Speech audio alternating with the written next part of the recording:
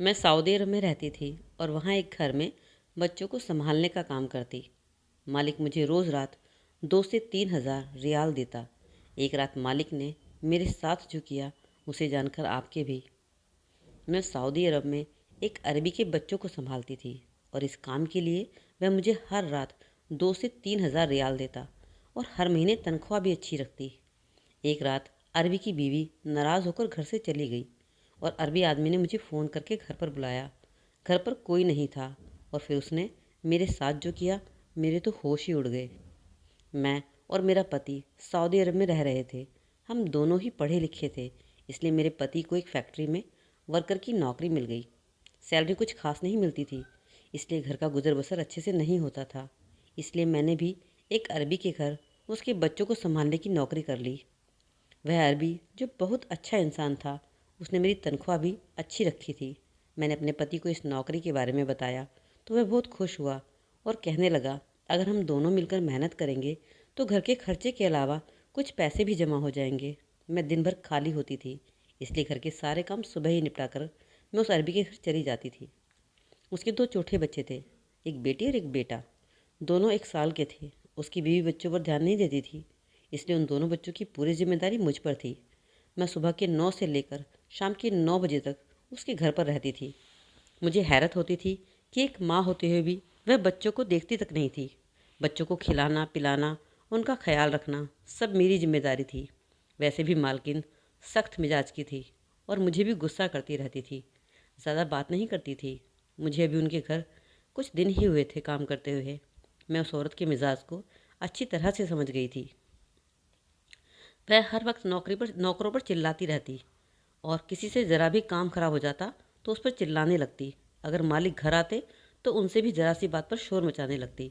मैंने यह बात महसूस की थी कि मालिक अपने बच्चों से बहुत मोहब्बत करते थे, लेकिन उनको बीवी शायद अच्छी नहीं मिली थी। मालिक जब भी अपने काम से घर आते तो सबसे पहले अपने बच्चों के कमरे में आते। मैं बच्चों के साथ ही बिजी रहती थी, इसलिए पहले दरवाजे पर दस्तक देते, मैं फ़ौरन से ठीक होकर बैठ जाती और फिर वह दरवाज़ा खोलते थे। फिर अपने बच्चों को प्यार करते, मुझसे भी पूछते, बच्चों ने तंग तो नहीं किया, उन्होंने खाया पिया तो ठीक है ना। अब वह अरबी पूरे दिन बच्चों का रूटीन मुझसे पूछता था। मैं भी मालिक को सारे दिन का रूटीन बता देती थी। एक रात को जब मैं घर जाने लगी तो कहने लगा कि 1 मिनट रुको। फिर उसने अपनी जेब से पर्स निकाला और मुझे 1 हज़ार रियाल पकड़ा दिए। यह देखकर मैं हैरान सी रह गई। हालांकि उसने मेरी तनख्वाह बहुत अच्छी रखी थी और 1 हज़ार रियाल कम पैसे नहीं होते। मैंने एक नज़र मालिक की तरफ देखा। मेरी आंखों में हैरानी थी। कहने लगे, रख लो, तुम्हारे काम आएंगे। मैंने कहा, नहीं मालिक, आपने जो तनख्वाह मेरी रखी है वह भी काफ़ी है। मेरी बात सुनकर वह हल्का सा मुस्कुराया और कहने लगा, मैं अपनी खुशी से दे रहा हूँ, यह रख लो। मैंने वह पैसे पकड़कर अपने पर्स में रख लिए। मैं फिर जाने लगी। जैसे ही मैं दरवाजे तक पहुँची तो उसने मुझसे कहने लगा, बात सुनो। मैंने कहा, जी। तो कहने लगा कि यह मालकिन से नहीं कहना कि मैंने तुम्हें कुछ पैसे एक्स्ट्रा दिए हैं। उसे मत बताना कि मैंने तुम्हें 1 हज़ार रियाल दिए हैं। मैं तो कुछ देर तक इस बात को सुनकर सोच में पड़ गई। फिर मैंने सर हिला दिया और कमरे से बाहर निकल गई। लेकिन न जाने क्यों उस रात मुझे बड़ी बेचैनी हो रही थी। मालकिन से छुपाने को कहना और कुछ ना बताना, यह दोनों ही बातें मेरे दिमाग में उलझन का काम कर रही थी। फिर मैंने सोचा कि शायद मालकिन ज़रा गुस्से वाली है, इसलिए मालिक ने ऐसा कहा होगा। फिर मैंने सोचा कि चलो, मैं मालिक को कल मना कर दूंगी कि मुझे इस तरह से एक्स्ट्रा पैसे ना दें। चलो, अगर उसने दे दिए हैं तो कोई बात नहीं, मैंने वह पैसे संभाल कर रख लिए। लेकिन मेरी हैरत की इंतहा उस वक्त ना रही जब दूसरे दिन मालिक ने मुझे 2 हज़ार रियाल फिर से दिए थे। इस बार तो मेरा दिल शक के में गिरफ्तार होने लगा था। आखिर मालिक मेरे साथ इतनी मेहरबानी क्यों कर रहे थे। मैंने वह 2 हज़ार रियाल भी वापस पकड़ा दिए। मैंने कहा, मुझे ये नहीं चाहिए, आप क्यों मुझे रोज़ रोज़ इतने पैसे दे रहे हैं। मैंने फटाफट से अपने कपड़ों को ठीक किया था, क्योंकि वह मेरे चेहरे को बड़ी गौर से देख रहे थे। कहने लगे कि तुम मेरे बच्चों का ख्याल रखती हो, इसलिए मैंने कहा ये मेरी ड्यूटी है और उसके पैसे हैं, मैं आपसे लेती हूँ। उस दिन मैंने उस शख्स से कोई पैसे नहीं लिए और घर वापस आ गई। लेकिन अगले ही दिन जब मैं बच्चों को संभालने के लिए गई तो मैंने देखा कि वह मालिक अपने काम से बाहर नहीं गया था, बल्कि घर पर ही था और बच्चों के पास ही था। जब मैं आई तो मुझसे कहने लगा कि इतनी देर से क्यों आई हो, बच्चों को बुखार चढ़ा हुआ है। उसकी बातों में फ़िक्र थी और थोड़ा सख्ती भी।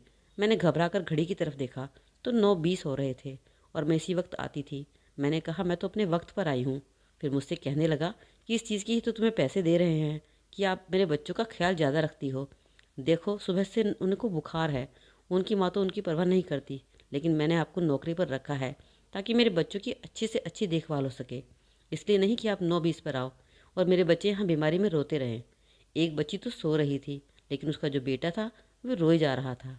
मैंने उसे गोद में ले लिया। दोनों बच्चे मुझसे बहुत ज़्यादा लगाव रखते थे। जैसे ही वह बच्चा मेरी गोद में आया, वह बिल्कुल खामोश होकर सो गया। मैंने उसे सीने से लगाया तो वह बुरी तरह से तप रहा था। मैंने उसका माथा चूमा। मैंने कहा, आपको मेरा इंतज़ार करने की बजाय बच्चों को डॉक्टर के पास लेकर जाना चाहिए था। देखो तो सही बच्चों को कितना बुखार है। मेरी बात सुनकर उसने अपने माथे पर हाथ मारा था और कहा, मेरी अकल काम ही नहीं कर रही थी। वाकई मुझे तो उन्हें डॉक्टर के पास लेकर जाना चाहिए था। फिर उसने सोई हुई बेटी को गोद में उठाया और मुझसे कहने लगा कि चलो डॉक्टर को दिखा दूंगा। यह सुनकर मैं कुछ चौंक सी गई। मैंने कहा, मुझे क्यों ले जा रहे हैं? आप मालकिन को लेकर जाइए, वह माँ है।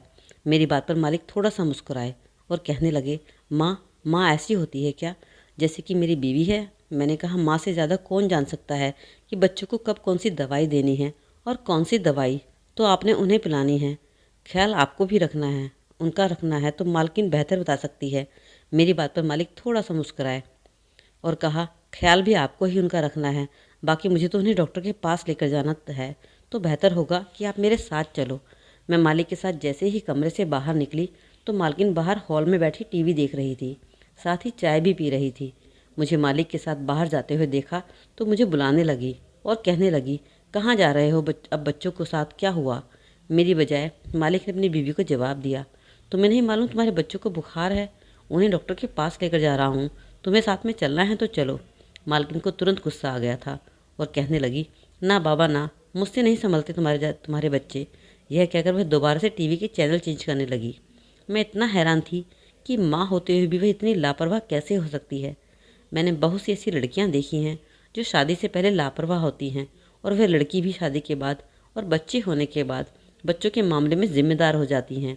यह कैसी माँ थी जिसके दिल में बच्चों के लिए कोई तड़प नहीं थी। मालकिन बेहद ही खूबसूरत थी, लेकिन उसे बच्चों की ज़रा भी परवाह न थी। पिछले 2 महीनों से मैं उनके बच्चों को संभाल रही थी और मैंने देखा कि वह मालकिन हमेशा ही खुद को सजाती रहती थी।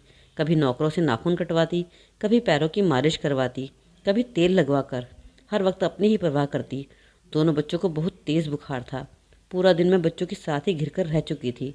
एक को दवा देती तो दूसरा रोने लगता, दूसरे को सुला देती तो पहले वाला जाग जाता, और कोई ना कोई कमरे में बड़ी चीज़ खराब कर देता। बुखार से दोनों बच्चे चिड़चिड़े और जिद्दी हो गए थे, वरना तो मेरी बात मान ही लेते थे, लेकिन आज तो जैसे तंग ही किए जा रहे थे। आज मैं पूरा दिन थक गई थी। मैं मालिक का इंतज़ार करने लगी ताकि जाने की इजाज़त ले सकूं। जैसे ही मालिक आए, मैंने उनसे जाने के लिए कहा। उन्होंने कहा, मुझे कहते हुए अच्छा तो नहीं लग रहा, लेकिन मैं चाहता हूँ कि आज रात तुम यहाँ रुक जाओ, बच्चों की देखभाल करने के लिए। ऐसा कहने के लिए मैं बहुत मजबूर हूँ। अगर आप मेरी बात मान लोगी तो मुझ पर तुम्हारा बड़ा एहसान होगा। मैंने मालिक से कहा कि मैं कैसे रुक सकती हूँ, मेरे पति 9 बजे आ जाते हैं और मुझे उनको खाना देना पड़ता है। यह सुनते ही मालिक मेरी तरफ हैरानी से देखकर पूछने लगे कि क्या तुम शादीशुदा हो? मैंने कहा, हाँ। मेरा जवाब सुनकर वह एकदम से मायूस सा हो गया, लेकिन तुरंत ही उसने अपने हाथ भाव बदल दिए और फिर अपने आप को संभालते हुए कहने लगा कि क्या आप अपने पति से बात करके पूछ सकती हैं कि आज रात आप यहीं पर रह सकें, ताकि बच्चों को संभाल सकें। मुझे अच्छे से बच्चों को संभालना नहीं आता है। बीमार है इसलिए रात भर तुम ही उन्हें संभाल सकती हो। तुम ही जानती हो उन्हें कौन सी दवा देनी है। मैंने कहा, ठीक है, मैं अपने पति से बात कर लेती हूँ, और मैंने मोबाइल निकालकर अपने पति से फ़ोन पर बात की। मेरे पति ने कहा, ठीक है, तुम रात को वहाँ रह सकती हो, मैं अपने खाने का इंतज़ाम खुद कर लूँगा। मैं रात भर मालिक के बच्चों को संभालती रही और अगली शाम तक वह भले चंगे हो गए। और फिर जब मैं घर जाने लगी तो मालिक ने मेरे हाथ में 5,000 रियाल थमा दिए। मैंने कहा, आप इतने सारे पैसे किस लिए दे रहे हैं? तो कहा कि तुमने मेरे बच्चों को मुश्किल वक्त में संभाला है, ये इसका इनाम है और यह तुम्हारा हक भी है, इसे रख लीजिए प्लीज़। मैंने कहा कि आप मेरी ममता को पैसे से क्यों तोल रहे हैं? मैं मानती हूँ कि ये मेरे सगे बच्चे नहीं हैं, लेकिन मैंने अपने सगे बच्चों से बढ़कर प्यार किया है, देखभाल की है, इसलिए आप अपने पैसे अपने पास रखें। मुझे इन पैसों की कोई ज़रूरत नहीं है। मैंने अपना पर्स उठाया और घर के लिए निकल पड़ी। मेरी शादी को 4 साल हो चुके थे, लेकिन मुझे अभी तक कोई औलाद नहीं थी। मेरी शादी के फ़ौरन बाद मैं प्रेग्नेंट हो गई थी, लेकिन मेरे पति ने मुझसे कहा कि अभी हम इस बच्चे को नहीं रख सकते। मेरी अभी ऐसी हालत नहीं है कि मैं एक बच्चा पाल सकूं, इसलिए अभी तुम इस बच्चे का अबॉर्शन कर दो। जैसे ही हम लोगों के हालात ठीक होंगे हम बच्चा पैदा करने की सोच लेंगे। बच्चों का क्या है, बच्चे तो पैदा हो ही जाते हैं। उस समय मैं बहुत रोई थी।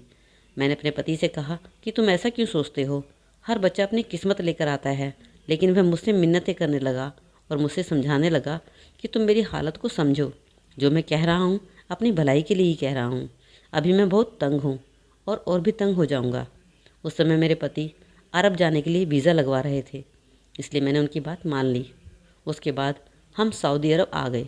यहाँ आकर 3 साल तक मेरे पति ने बहुत काम किया, लेकिन हमारे हालात जैसे थे वैसे के वैसे ही रहे। मैं जब भी उनसे बच्चे के लिए बात करती तो वे कहते कि अभी 1 साल और रुक जाओ, थोड़े और हालात सुधरने दो। अभी हम कौन सा बूढ़े हो गए हैं जो हमें औलाद नहीं हो सकती। मैं जब भी उनसे औलाद के लिए बात कहती तो वह हमेशा मुझे यही कहकर टाल दिया करता, मुझे बच्चों की कमी बहुत महसूस होती थी। इसलिए जब मैंने बच्चों को संभालने की जिम्मेदारी ली तो वह बच्चे मुझे पराये नहीं लगे। मुझे उन बच्चों में अपनी औलाद नज़र आई थी। मैंने सारी अपनी ममता उन पर निछावर कर दी थी और दिल लगाकर उन्हें संभालती थी। मैं उन्हें बिल्कुल भी बोझ नहीं समझती थी। अगले दिन जब मैं फिर से अपने काम पर आई तो मैंने देखा मालिक और मालकिन आपस में झगड़ रहे थे और उनका झगड़ा इतना अधिक बढ़ जा रहा था कि मुझे भी थोड़ा सा डर महसूस होने लगा था। मैं यही सोच रही थी कि कहीं मालिक उसे तलाक ना दे दे, क्योंकि वे उससे कह रहे थे कि तुम हर समय शॉपिंग में लगी रहती हो, अपने आप को सजाने संवारने में लगी रहती हो, बच्चों को तुमको ज़रा भी ख्याल नहीं, बस तुम्हें रात को ही बच्चों को संभालना होता है, उसमें भी तुम जाकर दूसरे कमरे में सो जाती हो, ना जाने तुम्हें उस दूसरे कमरे में क्या मिलता है। तुम्हें बच्चों की बिल्कुल परवाह नहीं है। अगर तुम्हारा रवैया ऐसा ही रहा तो मैं तुम्हें छोड़ दूंगा। और मालिक गुस्से से कहते हुए कमरे से बाहर निकल गए। मैं सारा शोर अपने कमरे में बैठी सुन रही थी। बच्चे भी मेरे पास थे, वह भी डर कर सहम कर चुप बैठे थे, क्योंकि सारा शोर उस कमरे तक आ रहा था। तभी अचानक से मेरे कमरे का दरवाज़ा खुला। मेरा दिल धक करके रह गया। सामने देखा तो मालकिन थी। वह बहुत गुस्से में चिल्लाती हुई मेरे कमरे में आई और कहने लगी, चलो आज से तुम्हारी छुट्टी है, यहाँ से निकलो। उसने चुटकी बजाते हुए मुझे कमरे से बाहर का रास्ता दिखा दिया। मैं तुरंत खड़े होकर बाहर निकल गई। मैं उस औरत का गुस्सा जानती थी, इसलिए मुझे उस टाइम पर कुछ कहना ठीक नहीं लगा।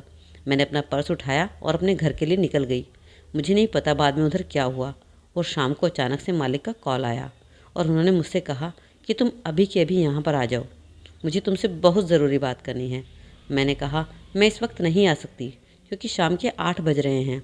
मालिक कहने लगे, कितना भी टाइम हुआ है, बस तुम तुरंत आ जाओ, मुझे तुमसे बहुत ज़रूरी बात करनी है। जब मैंने ये सब अपने पति को बताया तो वह कहने लगा, हो सकता है बच्चों की तबीयत फिर से ज़्यादा ख़राब हो गई हो, चलो मैं तुम्हें छोड़कर आ जाता हूँ। हम दोनों मोटरसाइकिल पर निकले। मेरे पति मुझे घर के बाहर ही छोड़कर चले गए। जैसे ही मैंने डोरबेल बजाई, दरवाज़ा चौकीदार ने नहीं बल्कि खुद मालिक खोलने के लिए आए थे। मैंने हैरानी से देखा तो आसपास चौकीदार भी नहीं था।